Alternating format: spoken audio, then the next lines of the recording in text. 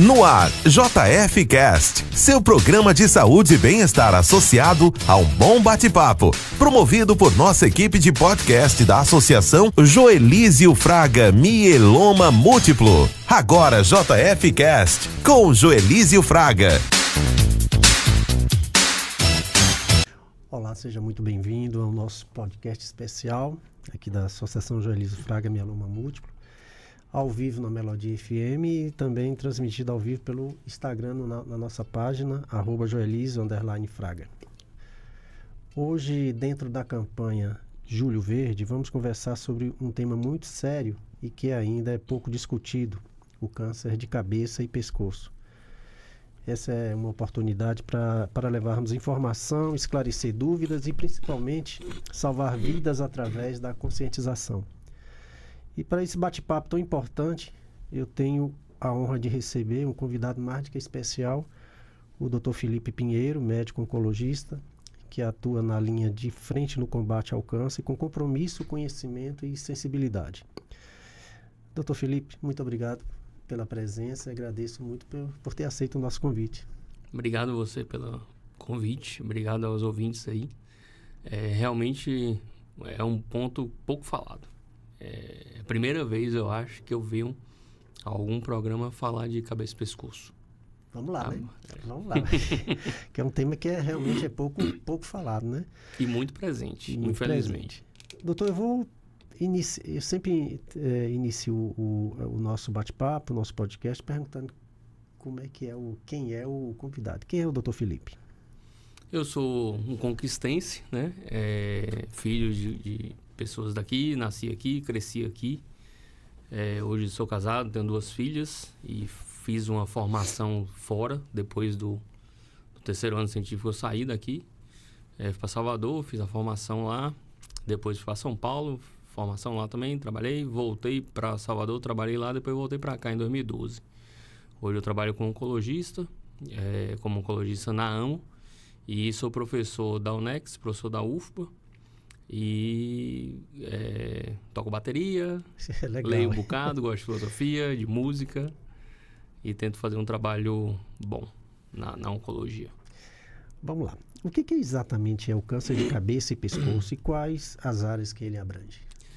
Ele é um grupo de tumores diferentes, reunidos num capítulo, vamos assim colocar.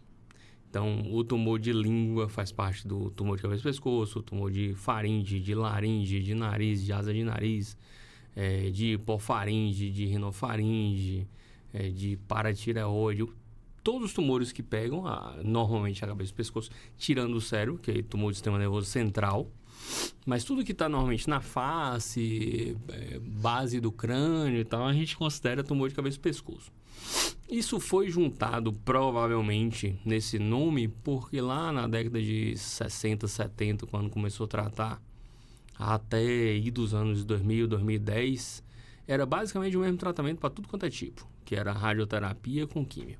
Isso mudou bastante. Então, provavelmente, por isso que chamavam de tumor de cabeça e pescoço. A gente não ficava diferenciando muita coisa de um para o outro, não. Entendi. E por que existe um mês específico para falar sobre esse tipo de câncer? Por que escolheu julho? Aí eu não sei. Mas, assim, né? A questão dos meses coloridos surgiu na década de 90 e 94, se não me engano, com uma ativista americana. Ela tinha câncer de mama e, assim, por mais que a gente hoje ache comum ter vários tratamentos para tumores, ter várias campanhas, governo, por exemplo, no Brasil, o SUS cobre grande parte dos tratamentos, nos Estados Unidos também, isso não era assim, não tinha pesquisa, não tinha nada. Oncologia era um negócio meio largado.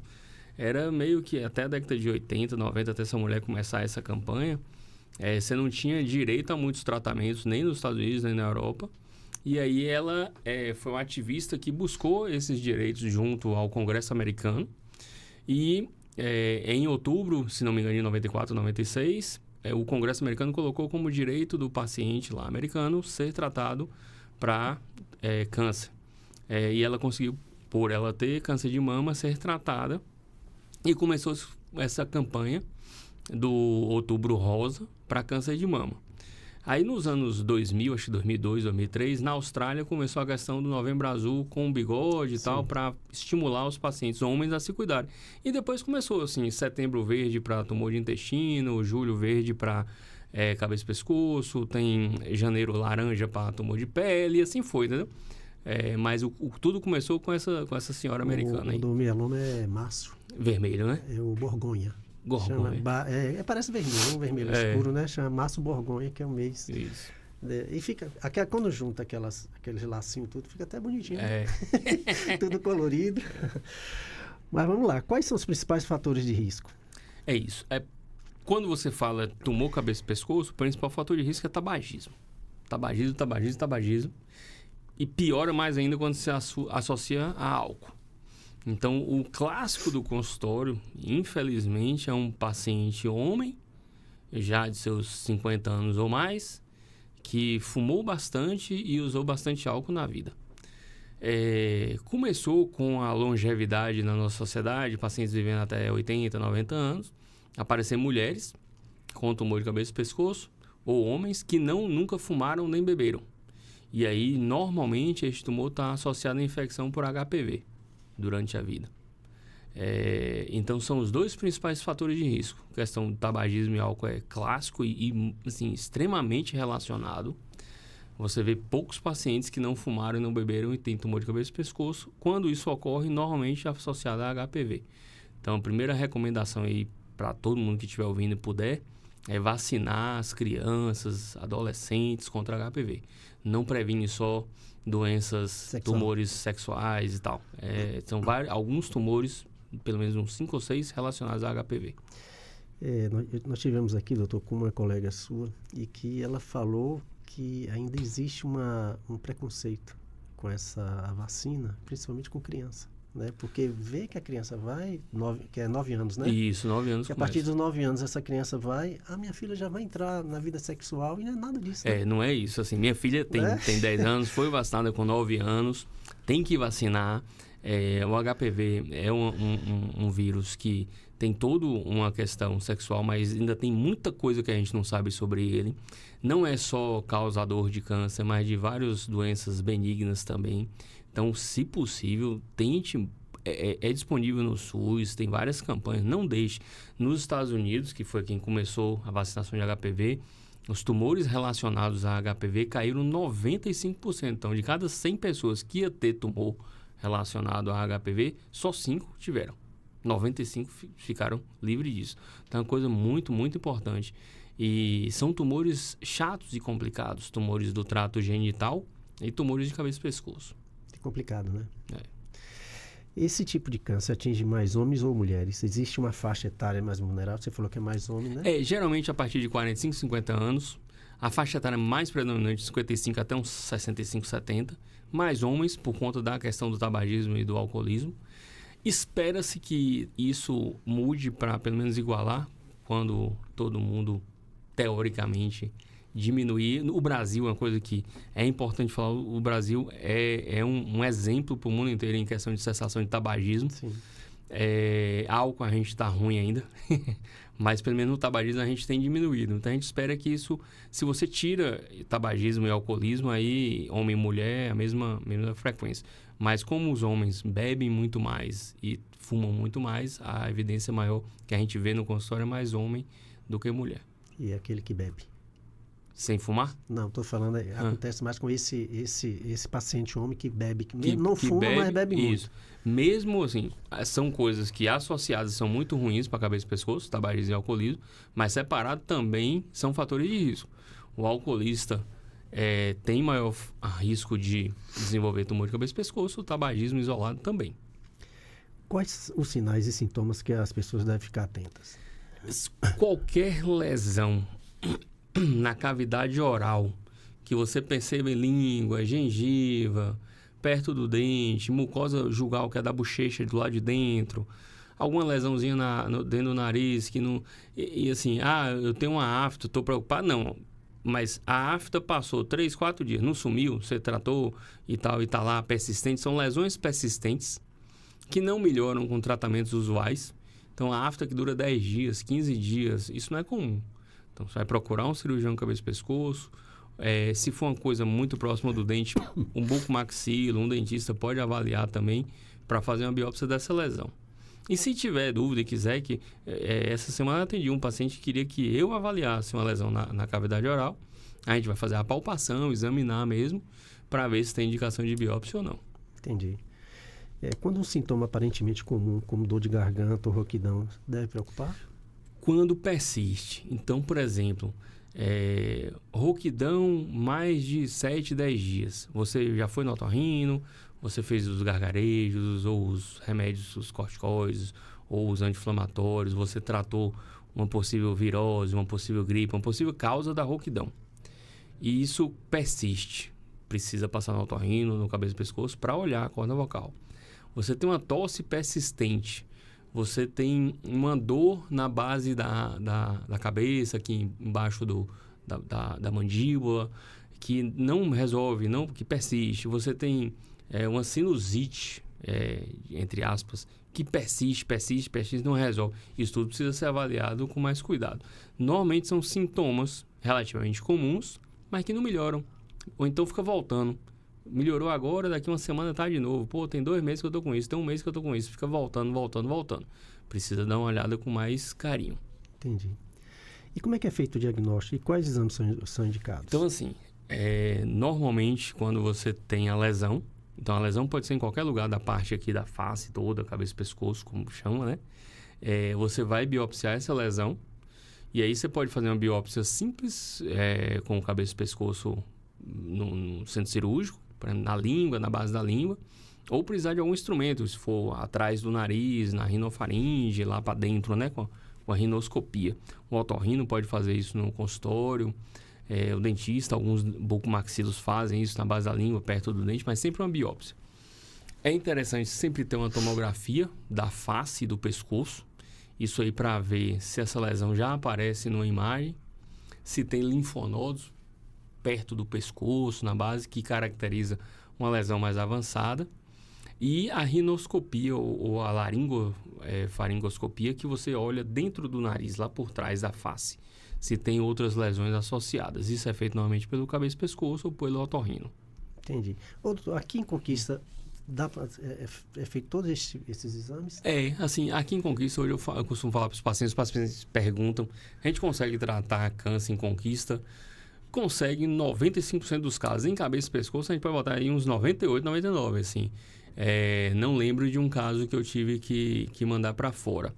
Tem pacientes que, ao passar pelo cabeça e pescoço aqui, eu falei que não lembro, eu acabei de lembrar de um.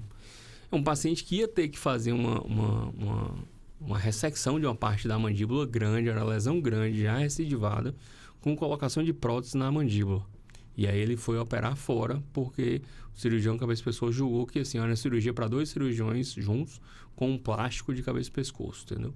Aí teve que ir Mas são coisas bem raras. Privilégio, né? Pra Conquista, né? Porque... Pois é, e quanto o diagnóstico precoce impacta na chance de cura? Bastante. Vamos colocar aqui o mais comum, que é o tumor de língua. É um tumor de língua T1, N0, estágio 1, taxa de cura 98%, 97%. Quando você... Então, assim, de cada 100 pessoas, 97 vão ficar curadas com uma ressecção. Você vai operar e tirar o tumor da língua. E aí o cabeça e pescoço, com a somografista, vai julgar se vai fazer o esvaziamento da axila. Mas tudo cirurgia. Fez a cirurgia. Quando você vai avançando no estadiamento e o tumor é maior em tamanho, ou ele já foi para algum linfonodo, normalmente você vai para uma cirurgia e muitas vezes, após a cirurgia, rádio pura ou rádio com químio associado. E aí a taxa de cura cai para uns 60%, 50%, já cai bastante nos estágios 3, por exemplo. E o estágio 4 é quando tem metástase, que é raro no cabeça e pescoço. O tumor de cabeça e pescoço normalmente é aquele tumor que fica voltando e espalhando na cabeça ou no pescoço. Eu tive só um paciente que fez metástase para o pulmão de cabeça e pescoço em 20 anos de oncologia. Então, é raro. O comum é ficar voltando. Então, quando você tem um tumor maior, de volume e espalhado na cabeça e no pescoço, essa taxa de cura cai, chegando até no estágio 3C, 30%, 40% de cura, mesmo com a cirurgia, com a rádio e com a químio. Alguns casos, se tiver um estágio mais avançado, até inviabiliza a cirurgia. A cirurgia é muito deformadora. Ou do deformador em questões de estética, Sim. ou, por exemplo, questão de função. Ele vai perder a função da língua, ele pode perder a função da voz, a função do gosto. Então, quando é muito deformador em questão de estética ou em questões funcionais, a gente tenta fazer rádio e químio num tratamento curativo. E aí, hoje, a gente tem os protocolos a depender do local. A maioria ainda é rádio com cisplatina. E aí pode ter um esquema semanal que é menos tóxico do que a gente fazia lá na década de 2000, por aí. A gente pode usar anticorpos monoclonais e até imunoterapia, a depender do paciente. Então, hoje, o que mudou assim, na terapêutica dos pacientes mais avançados é tentar dar um diagnóstico mais caracterizado da lesão. Então, você vê que é um tumor de cabeça e pescoço, ok. Você vai definir o sítio, é língua. Você vai definir se tem relação com HPV ou não tem. É na paratireoide, você vai ver se tem estabilidade microsatélite, se pode usar imunoterapia, se pode usar anticorpo monoclonal. Então, hoje a gente consegue definir melhor o sítio e, com isso, tratar mais focado, entendeu? Entendi. Eu sempre falo aqui, doutor, que a investigação, né, o tratamento precoce ajuda muito, que seja qual for o câncer, né? No mieloma múltiplo mesmo. É uma doença que é difícil de diagnóstico. Né? São diagnosticados todo ano 7.600 pacientes por ano, sendo que 30% desses pacientes vêm descobrir que tem o mieloma com 1 ano e 2 meses depois. De sintomas, né? Isso. E quando chegam, Isso. né, infelizmente, muitos vêm a óbito. E a investigação, né, precoce, né, a gente vê que, no meu caso, por exemplo, eu fui diagnosticado, tive o diagnóstico, tratamento quimioterápico, coleta de células e o transplante, em 7 meses.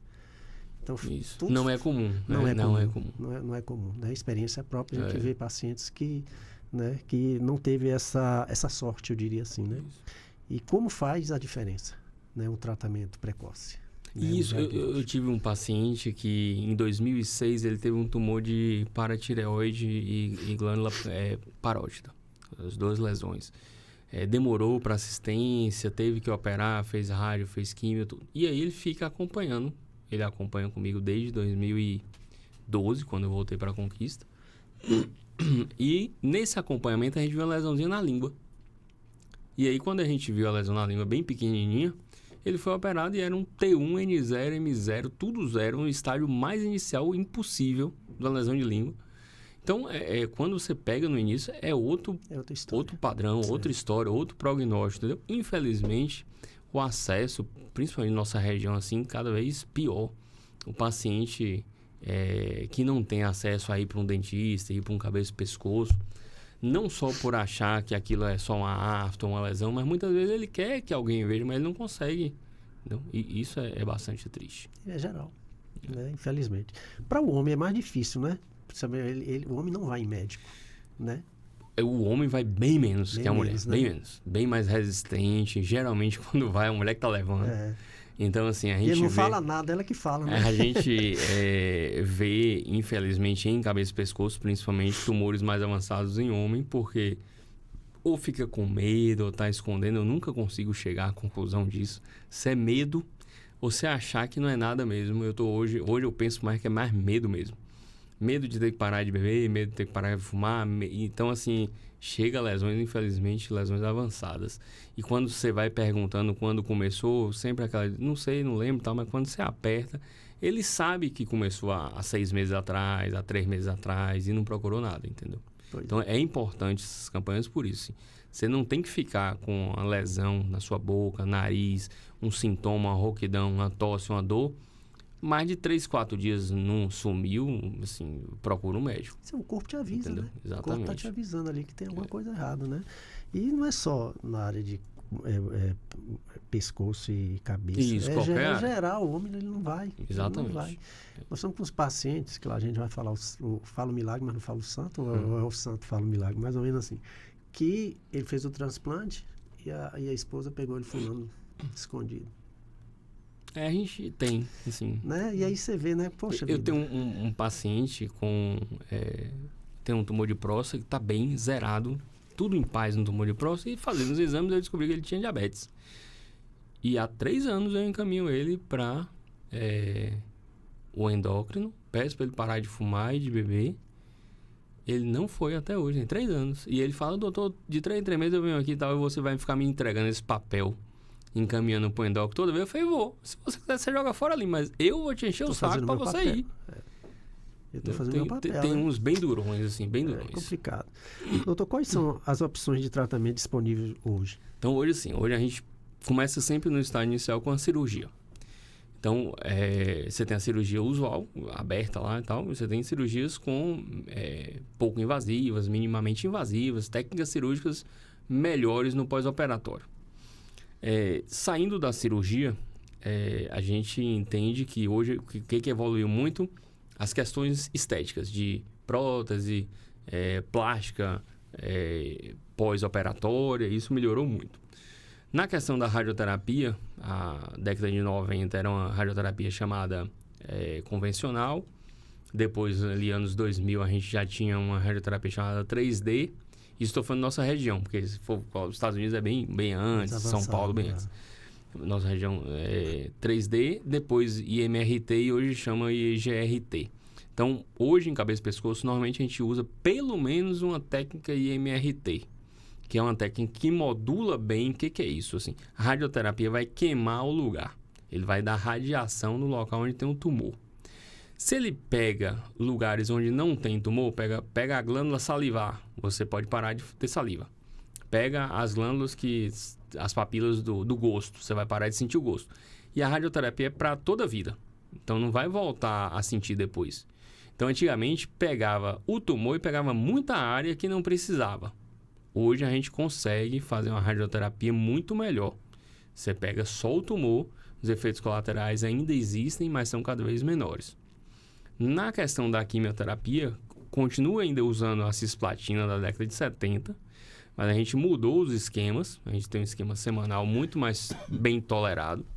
A gente usa muito mais remédio para não enjoar, não vomitar. A gente não vê hoje os pacientes normalmente vomitando, enjoado. A gente tem um bocado de remédio. Geralmente, quando a gente pega no consultório o paciente enjoado, que não quis usar o remédio ou que não usou como deveria. Entendi. A gente tem um bocado de remédio para alergia, para toxicidade de forma geral, touca para não cair cabelo, essas coisas assim. E a gente tem remédios novos também. Então, o paciente não pode usar a cisplatina por um certo contraindicação. Ele tem um problema renal, ele é transplantado renal, ele tem uma toxicidade hepática, alguma coisa assim. Você pode usar cetuximab, por exemplo, que é uma droga de 2005, mais ou menos, que é um anticorpo monoclonal. Não pode usar nenhum dos dois. Ele pode usar imunoterapia. Tem pembrolizumab, que foi aprovado para cabeça e pescoço, tem uns 3 meses. E tem uma eficácia muito boa. Então, a gente tem um armamentário muito maior hoje com isso, para tratar o cabeça e pescoço. Olha, nós estamos no Instagram. Quem quiser mandar perguntas aqui para o Dr. Felipe, fique à vontade, tá bom? Nós estamos ao vivo pelo Instagram. Dr. Felipe, como o tratamento impacta a fala, a alimentação e a qualidade de vida do paciente? Bastante. Eu costumo falar no meu consultório, quando pego um paciente, eu falo com ele, a gente tem uma taxa de cura boa, a perspectiva do seu tratamento é que você fique bom, mas não vai ser fácil. Não é fácil, até hoje, infelizmente, é um tratamento sofrido para o paciente. Atrapalha a alimentação, alguns precisam usar a sonda no nariz para manter a nutrição, ou suplementos orais. Durante a rádio, durante a químio, tem efeitos colaterais da rádio ainda, por mais que essa área de tratar o que não precisa diminuiu muito. Ainda tem pacientes que fazem mucosite, que faz um bocado de afto na boca e no esôfago, onde a gente engole. Eu tive mucosite. Então, assim, é de lascar. Assim, é uma dor doida. Por mais que a gente tenha um bocado de remédio para dor, ainda é uma dor muito complicada. Quando é uma lesão que está envolvendo eu perto da zona da fala, das pregas vocais, etc., o paciente pode ficar rouco, pode ficar afásico durante o tratamento. Então, é um tratamento muito sofrido.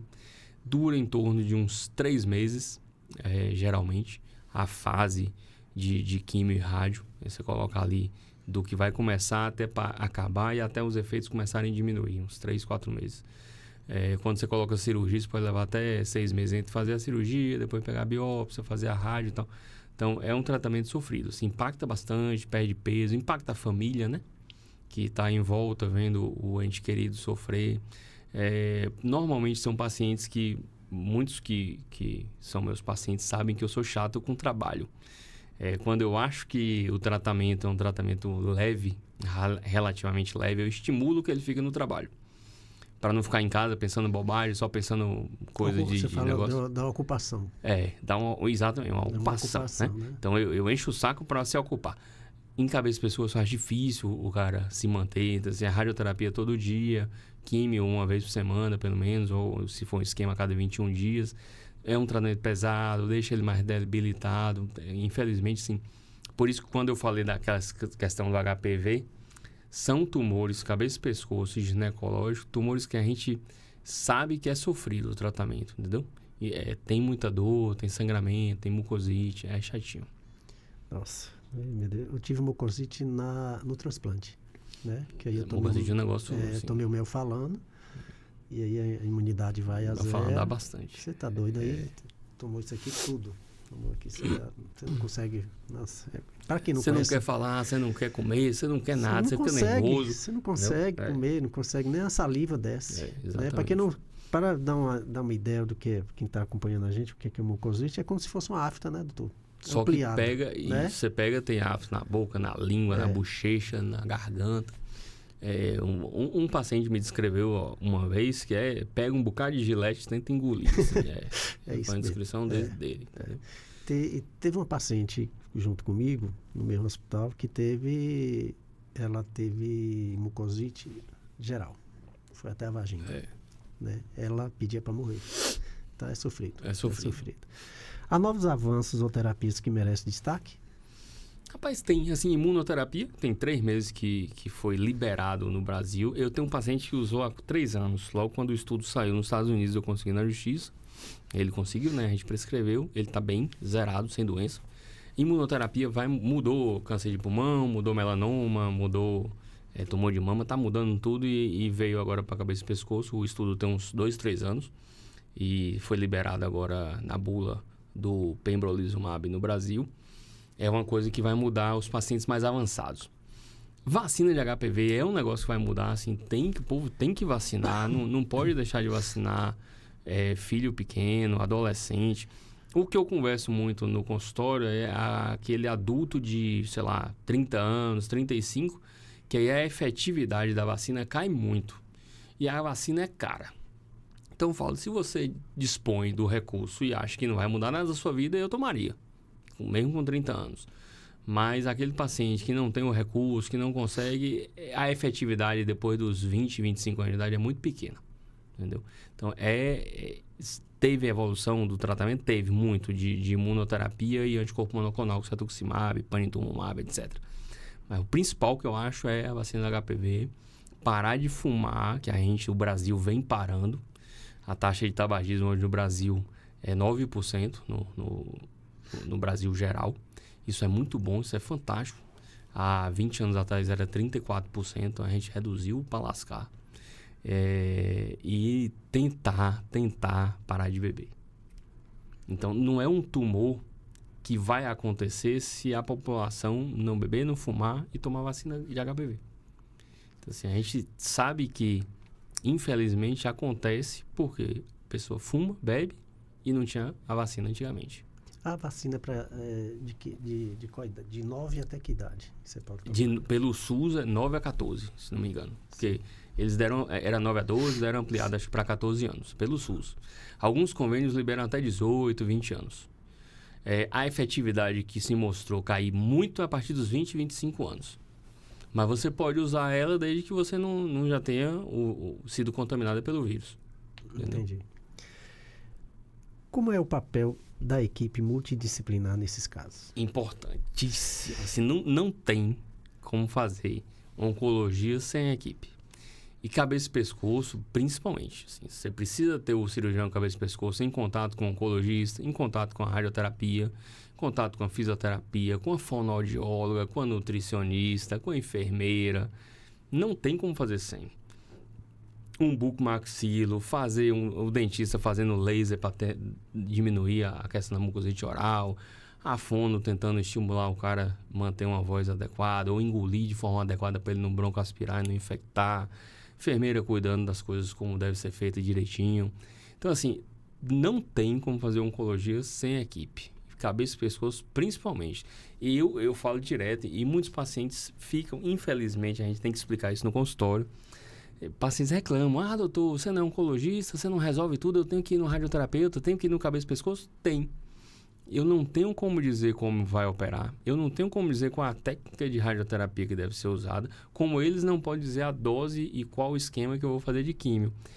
A medicina evoluiu muito e, infelizmente, ficou chata nesse sentido para o paciente. O paciente roda muito médico e, infelizmente, tem que rodar. Eu tive um paciente de cabeça e pescoço há pouco tempo atrás que com muita dor, mesmo depois do tratamento, eu falei, tá estranho. Aí foi pro meu consultório, eu olhei, tinha um cara de bolinha, não era afta, eram umas bolhas na boca. Eu falei, ou isso é herpes, ou isso é citomegalovírus, isso é infecção, isso não tem a ver diretamente, não é tumor, não é da rádio. Procura um infecto, vamos passar em outro médico. Eu falei, vai, porque eu não sei tratar isso. Aí eu comecei o tratamento e passou e resolveu. Mas felizmente a gente evoluiu muito. Infelizmente para o paciente, eles reclamam, principalmente quem tem pouco recurso. E é chato você ficar em muita consulta, mas infelizmente a gente tem que... É necessário, né? Né? E até o paliativo entra também, né? Isso. Né? Exato. Acaba fazendo parte. Doutor, tem uma pergunta aqui de Márcia. Márcia é a nossa representante lá de Lins, lá em São Paulo. E ela pergunta, doutor, quando é encontrado um nódulo no pescoço e o médico opta pela cirurgia sem saber se é benigno ou maligno, o protocolo de tratamento, se for maligno, muda? Deixa eu te explicar algumas coisas. Assim, achou um nódulo no pescoço. Pescoço mesmo. Então, provavelmente é um linfonodo. A primeira coisa que ele deveria fazer é assim, toda vez que você acha um nódulo no pescoço, você tem que procurar se tem um primário, que provavelmente no pescoço é um linfonodo, uma íngua. Então, você vai olhar toda a cavidade oral, fazer laringoscopia, olhar lá dentro, até a corda vocal, olhar atrás do nariz, na rinofaringe, faringe posterior, olhou tudo, fez tomografia da face do pescoço, como eu tinha falado, olhou tudo, até um PET scan, é o ideal para a cabeça e pescoço. Fez tudo, não tem nada, só o linfonodo, só o nódulo no pescoço. Não adianta em nódulos que possam ser linfonodo, punção, biopsiar. Ou ele entra e arranca um pedaço para o patologista olhar direito, porque essa punção que a gente fazia há muitos anos atrás de aspirar um líquidozinho do linfonodo não funciona. Não vai concluir nada.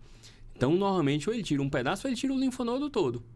Normalmente é isso que acontece. Quando ele acha um outro, o primário, aí ele vai tentar operar o primário e tirar o linfonodo. Entendeu? Entendi. Não sei se respondi a pergunta. Não sei. Se você acha que respondeu, Márcia, fala aí se sim ou não. Não sabe nada, respondeu tudo errado. Não, ele explicou direitinho sim. Doutor, o senhor acredita que há preconceito ou tabu em falar sobre esse tipo de câncer?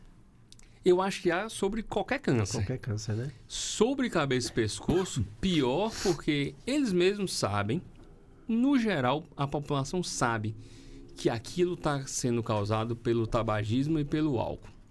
Então, a gente percebe no consultório uma vergonha do paciente para com os familiares, para com o médico, entendeu?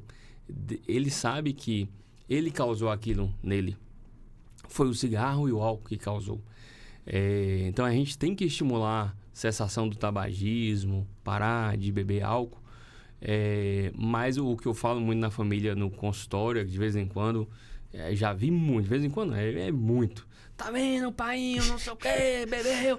Não é a hora de jogar na cara nada. Ele sabe do que você está falando.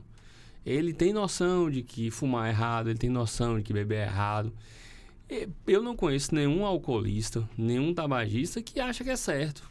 Ele não consegue parar. E aí precisa de ajuda, psiquiatra, equipe multidisciplinar, pneu, psicólogo, um bocado de coisa. Porque não é fácil largar tabagismo, alcoolismo, drogas, vício de forma geral. Então não é o momento de ficar ali, tá vendo? Então assim, tem um preconceito por conta disso, assim. Ele sabe, ele tem vergonha. A maioria tem vergonha de ter fumado, de ter bebido, de ter gerado esse transtorno para a família, entendeu? Eles ficam se sentindo, a maioria deles, né? Se sentindo culpados, sentindo que tá dando trabalho para os filhos, para a esposa. Então tem um preconceito nesse sentido. E acho que tem que ser acolhido, assim. Agora é daqui para frente. É mais uma cobrança da família, né? É daqui para frente, assim, tentar parar de fumar.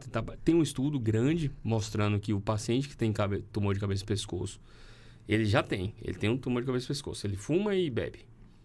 E ele trata igual todo mundo. O paciente que consegue largar o cigarro e o álcool, ele vive mais, ele tem uma taxa de cura maior do que o que continua fumando e bebendo. Antigamente era chique fumar. Isso. Né? Hoje é cafona, né? Hoje tem toda uma orientação, toda uma divulgação de que faz mal. Eu lembro daqueles que era o cara com os cavalos, do Marlboro, né? Marlboro, Hollywood, né? Que era o próprio Ayrton Senna, né? Tinha no fundo dele ali o Marlboro, né? Então hoje você vai na Europa, todo mundo fuma. Isso. Impressionante. Eu já vi um rapaz lá fumando, ligando acendendo um cigarro no outro. O tabagismo, isso falando, o Brasil é um exemplo, assim. O Brasil não é exemplo para muita coisa, mas em tabagismo, sensação de tabagismo é fantástico o que a gente conseguiu. Pois é, a Márcia falou que você respondeu direitinho, viu? Doutor, qual o papel da informação e da campanha Julho Verde para mudar essa realidade? É isso. Assim, toda campanha, eu falo direto, campanha serve para o paciente que nunca ouviu falar, ou acha que não precisa buscar a assistência médica logo, fica ali demorando, levando 2, 3 meses, ou fica com vergonha de dizer que está com uma lesão na boca, uma lesão no nariz. É estimular que, infelizmente, alguns pacientes vão continuar fumando, bebendo, e vão ter tumor de cabeça e pescoço, ou não vão vacinar, ou não podem vacinar, e vão ter tumor de cabeça e pescoço. É estimular a campanha no sentido de ele chegar no início. Porque quando você começa o tratamento em pacientes com tumores iniciais, a taxa de cura é muito maior. Quando você pega no estágio inicial, você fazer uma cirurgia só é muito melhor que fazer cirurgia com rádio, depois cirurgia com rádio e químio, que aí é o tratamento que a gente falou que é muito sofrido. Então, eu vejo que a campanha melhora muito no sentido de alertar a população a não conseguir parar de fumar, não conseguir parar de beber. Tô com a lesão na boca, pelo menos procure logo assistência, não demore para procurar, exija seus direitos, corra atrás no sentido de ter assistência o mais breve possível, entendeu? Isso faz diferença no prognóstico. Pois é, eu acho que eu sempre falo que informação salva vidas, né?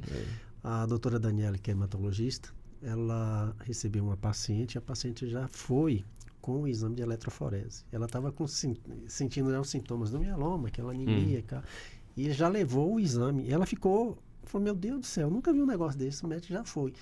Pelo trabalho que a gente faz, né? Ela me comentou sobre isso. Eu fiquei muito feliz porque, né?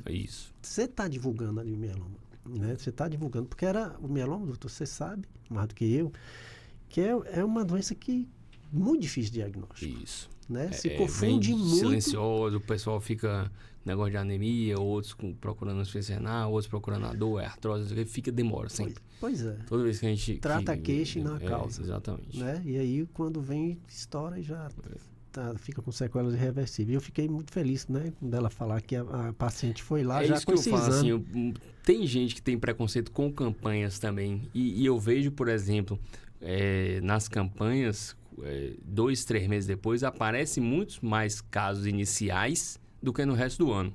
Então, a campanha gerou estímulo nessas pessoas para procurar assistência. Num tumor inicial, diferente, quando não tem a campanha, vem estágios mais avançados. Pois é. Isso é muito nítido no consultório. Quais hábitos podem ajudar na prevenção? Eu sou chato com isso que eu falo assim, toda vez eu falo isso. Não fumar, não beber, manter-se no peso adequado. Tem 200 milhões de estudos, todo dia sai um novo, que sobrepeso, obesidade aumenta a chance de câncer e de quem tem câncer piora o prognóstico. E exercício físico, independente do peso, exercício físico sozinho previne vários tipos de câncer. E saiu um estudo agora que exercícios de moderada intensidade ou intenso, 3 a 5 vezes por semana, aumenta a chance de cura de quem teve o tumor. Então, assim, exercício, peso ideal, não beber e não fumar são 4 coisas imprescindíveis. A alimentação, eu acredito que faça diferença. Eu acredito que uma alimentação mais saudável possível vai ajudar você a manter-se no peso e isso vai gerar prevenção. Mas a gente não tem nenhum estudo que fomente estímulos específicos de dieta. O que a gente tem é que corantes faz mal, anilina e tal, aqueles corantes todos que usa no Japão para pintar os peixes e tal, que a gente usa aqui em aniversário de criança. Defumado, embutido, isso tudo a gente tem estudo. Mas isso aí, para mim, nem comida é. Mas comida, o quanto mais saudável, melhor. Eu acho que a gente tá comendo porcaria demais, assim, ao longo da vida. Refrigerante. Isso aí, pois é, não tem estudo, mas eu não bebo, né? Eu também não. Entendeu? Não. O SUS oferece tratamento para esse tipo de câncer e como é o acesso? Oferece sim. Eu não trabalho no SUS, mas o SUS tem a Pax para tratamento de cabeça e pescoço, de tumores de cabeça e pescoço, para radioterapia, para cirurgia, rádio com químio. O SUS, eu creio que não tem nenhuma PAC em nenhum tipo de tumor para imunoterapia, mas os tratamentos padrão de cirurgia, rádio e químio tem sim a Pax. O acesso normalmente é pela marcação da central do seu município, né? A gente acho que pega aqui um bocado de município, central de marcação do seu município, e o município direciona para um dos UNACONs, unidades de tratamento de oncologia. Aqui em Conquista a gente tem o Hospital de Base, o SAMU, Sim. a gente tem uma unidade em Caetité e em Jiquié, são os 4 mais próximos que eu me lembro. Você sabe que aqui tem 1 milhão de cartão do SUS, né? São 86... Em Conquista, né? Conquista, Isso. 1 milhão de cartão do SUS. Para 400 mil habitantes. Mas são 86 municípios, né? Vem tudo para cá, né? Então, 1 milhão é muita gente, né? Muito cartão. Doutor, que orientação o senhor daria para quem está em tratamento ou acabou de receber o diagnóstico? Para quem acabou de receber o diagnóstico, é focar nas coisas boas. Como é que eu tive os pacientes, como é que eu vou focar nas coisas boas? Eu tive diagnóstico de câncer. Focar, se você tem possibilidade de cura, foque na possibilidade de cura. Se você tem 80% de cura, você foca nos 80% de cura, não nos 20% que você pode morrer. Se você tem 60% de cura, foque nos 60% de cura. E corra atrás, faça as coisas direito. Eu acredito muito nisso. Se você tem uma possibilidade que vai dar certo, a gente vai focar nessa possibilidade de dar certo e correr atrás. Tente fazer as coisas como deve ser feita, assim, atrasos no tratamento, faltas no tratamento, beber durante o tratamento, fumar durante o tratamento, atrapalha tudo. Você passa uma receita do paciente e usa só metade e tal, isso atrapalha. Então, tentar seguir o tratamento como deve ser feito. Você pergunta 2 coisas. Quem teve diagnóstico agora e quem está durante o tratamento. Isso. Foque, eu falo direto, principalmente para os pacientes com tratamento mais sofrido, foque no objetivo principal, que é ficar curado. Esse período de 3, 4 meses de tratamento vai ser pesado, vai ser difícil, mas no final você vai vencer. Então, focar no que vai dar certo. Eu sou muito direto no consultório, então eu falo com eles, se você não tivesse um objetivo de cura, um objetivo de melhora, eu não estaria te passando nada. Eu já dei notícias, infelizmente, dentro do consultório que eu não vou prescrever mais químio para o senhor, para a senhora. O povo não gosta muito, mas é meu jeito de trabalhar, eu sou muito direto. Então, eu falo muito isso, se eu estou prescrevendo a rádio, a químio, se eu acho que deve fazer a cirurgia, eu acredito que você vai ficar bem. Eu não vou te prescrever nada para te enganar, para dizer que eu fiz alguma coisa, não é muito o meu feitio, não. Então, eu falo muito isso, focar no objetivo futuro, que é melhorar e ficar bom. Entendeu?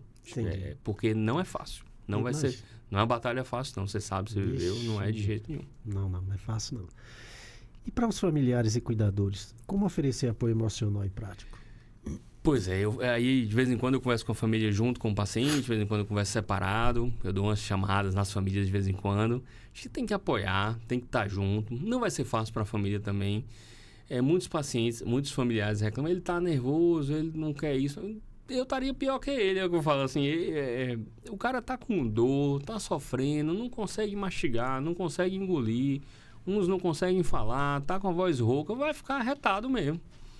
Tem que ter paciência, tem que estar junto, tem que oferecer carinho, amor, ficar ali perto.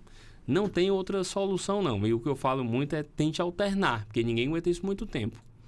Então, não adianta, se um paciente tem 5 filhos, vamos alternar entre os filhos para não adoecer os cuidadores, né? A esposa tomar conta só e os filhos sumir. A esposa tem que descansar, um filho tem que descansar, o outro. Eu sempre oriento isso. Cuidado para não adoecer o cuidador, entendeu? Isso é importante. Porque adoece. Adoece. A família adoece. Tem vários estudos, tem várias informações sobre o cuidado com o cuidador. Como também tem família que atrapalha. Né? Eu dou umas chamadas clássicas. Que atrapalha. Dou umas broncas. Às vezes, né? Contribui como também atrapalha. Doutor, como é que as associações de pacientes podem fortalecer esse cuidado? Eu acho que assim, uma das coisas é, por exemplo, estimulando a ter acesso à informação. Saber o que você tem direito. Saber, eu tenho direito ao tratamento, eu tenho direito ao tratamento mais rápido, eu tenho direito a um transplante para mieloma múltiplo. Eu não sou um paciente que não tem direito nenhum. Acho que é a primeira coisa, saber direito. Outra coisa, dar informação mesmo. Por exemplo, eu tô com mucosite, laser melhora. Tem laser no SUS em Conquista e o povo não sabe, entendeu? Assim, ou o médico não manda e o paciente não sabe. Então, quando ele sabe, ele tem informação, ele procura. Será que esse laser não melhora a minha mucosite aqui na cavidade oral? Então, dá informação do que pode ser melhor, tem remédio novo, tem pesquisa clínica que é de acesso e a nossa região precisa de pesquisa, mas assim, não tem aqui, tem pesquisa no interior de São Paulo, tem pesquisa em Salvador, quem pode, você ter acesso, tem essa pesquisa lá, se você quiser se inserir numa pesquisa clínica, pode ser. Então, trazer informações que eu acho que ainda, infelizmente, a maioria da população é muito mal informada e se contenta demais com as coisas mal feitas. Eu acho que uma população um pouco... briga pouco pelos direitos, pelas coisas que devem ser feitas, entendeu? Verdade. Eu acho que as associações podem fomentar isso. Você veio de São Paulo, você trabalhou de São Paulo, você vê a diferença, né? Isso, de lá para cá, lá mais. Lá o pessoal tem uma consciência, né? Muito, nem se compara. Doutor, eu vou, para finalizar, a gente olha aqui, a gente vai conversando, o tempo passa, né? E eu converso muito. Nossa, é um assunto que foi bastante interessante. E para finalizar, qual a mensagem que o senhor gostaria de deixar para esse público no Júlio Verde? Primeiro, vacine suas crianças, seus adolescentes contra HPV. Tentem ao máximo parar de fumar e de beber. Saiba que não é fácil, você não tem que conseguir só, você tem que ter apoio da família, pode ter um psiquiatra, um psicólogo, um pneumo, alguém junto, não é para conseguir só. Infelizmente, não é fácil sair de um vício. Tente fazer exercício, manter-se sobre o peso e quem está com diagnóstico em tratamento, tente focar no objetivo final lá, que é você ficar bom, você melhorar e ficar bom, porque o tratamento realmente é mais complicadinho. Onde é que encontra o Dr. Felipe aqui em Conquista? Eu atendo na clínica AMO, AMO. Fala AMO mesmo. 3229-2201. É no Centro Médico Otávio Santos, 8º andar. Depois eu vou deixar na descrição lá no Instagram o perfil do doutor. E quem quiser, né, pode estar... Pode mandar mensagem lá. Um oi para ele aí. Eu respondo direitinho. Doutor, eu só tenho que agradecer, né, pela sua presença. Muito, muito obrigado mesmo, porque a gente sabe que o horário de médica, a agenda de médica não é fácil, né? E hoje nós estamos comemorando um ano do nosso podcast. E o sucesso desse podcast foi graças aos convidados que eu consegui trazer aqui, né? E que deixa esse espaço aqui com bastante informação, bastante orientação, né? Acho que a intenção toda é essa. Eu que agradeço, assim, parabéns pelo trabalho. Acho que é um trabalho que é de formiguinha. Sim. Você não vê resultado rapidinho, né? Não. Mas a longo prazo você começa a ver retorno, pacientes, como você fala. A pessoa fala ali bem, fala outro. É um trabalho muito bonito. Parabéns mesmo, obrigado pelo convite. Eu que agradeço, estar à disposição de estar aqui. Pronto, eu que agradeço. Deus continue te abençoando, porque a gente convive com muitos médicos oncologistas e são aqueles anjos na vida de muitos pacientes. Porque não é fácil ser um médico oncologista, não. Né? Que você acolher, orientar, né? Amar um paciente. Né? Isso não é para todo mundo, não. Né? Que Deus continue te abençoando. Amém. Tá bom? Eu vou deixar aqui um brindezinho para marcar o nosso encontro. Eu já ia carregar essa. Não, você me deu. É igualzinho. Viu? A semana que vem nós estamos de volta aqui, tá? E Deus abençoe a todos. Você ouviu o JF Cast, um podcast produzido pela Associação Joelísio Fraga Mieloma Múltiplo. Saiba mais no Instagram, @Joelísio_Fraga. No YouTube, AJFMM.